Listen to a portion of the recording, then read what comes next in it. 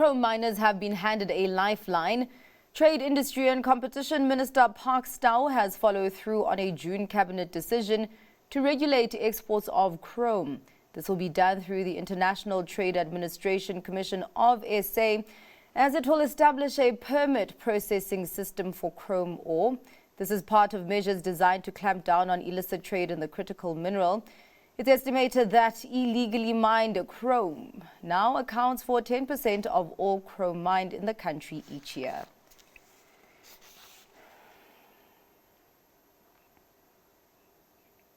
The National Union of Mine Workers has lodged 2 disputes over Eskom's unbundling, warning that the restructuring is a step toward privatization of the power utility. The first challenges the separation of its transmission company, and the second focuses on the planned split of its distribution business. This is delaying timelines for the shake-up as Eskom plans to separate itself into 3 entities: generation, transmission and distribution.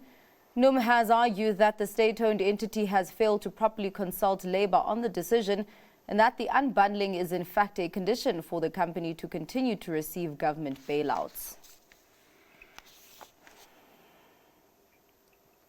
Parliament has been tasked with reviewing labour laws after a landmark constitutional court ruling on parental leave. The Apex Court has confirmed that mothers and fathers must be able to share 4 months of statutory parental leave equally. This strikes down the current framework that gives mothers 4 months and fathers only 10 days.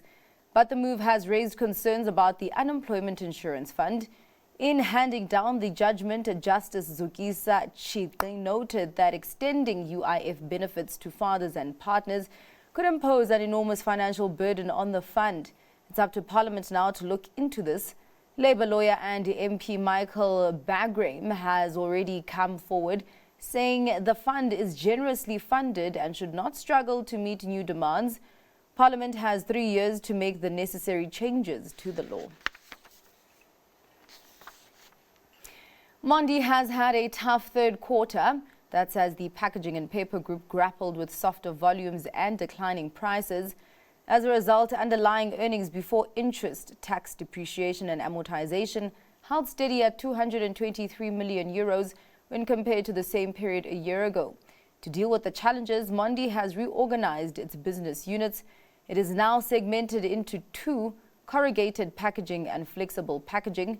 The firm says this allows for a more streamlined organization, which supports faster decision-making, cost takeout and synergies. Looking ahead, the group expects the challenging trading conditions to persist for the remainder of the year. That's as demand-side confidence remains fragile. Key markets are still in oversupply and current selling prices are lower than third quarter average selling prices. Sirius Real Estate says it's delivered strong rental growth during its first half, with the group's rent roll up more than 15%. That's due in part to the firm's ongoing acquisition program. The company has completed nearly 300 million euros worth of acquisitions so far this year, including the Hartlebury trading estate in the UK. Sirius will release interim results on the 17th of November and has stated that it remains on track to deliver full-year results in line with expectations. Altron has forecast a profit growth for the half year. For the 6 months to end August, the technology firm says headline earnings per share are likely to be between 16% and 24% higher for continuing operations. No reasons for the rise have been provided, but more detail will be made available when the company opens its books on the 3rd of November. In international company news, Eli Lilly is planning a massive investment of over $1 billion in India to enhance its manufacturing capabilities by partnering with local drug makers. This strategic move aims to leverage India's skilled workforce to support the company's global expansion plans. Here's more detail in this package report. Eli Lilly will invest over $1 billion in India to boost manufacturing and supply through local drug makers.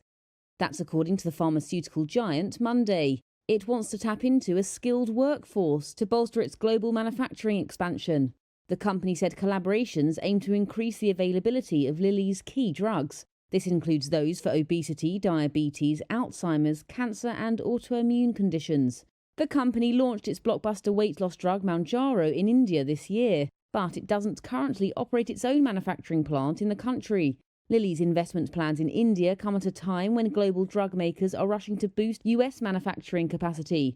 That's after the Trump administration imposed a 100% tariff on imported branded drugs from October the 1st. Last month, Lilly itself announced a $5 billion investment in a new Virginia facility, part of its $27 billion 5-year US expansion plan.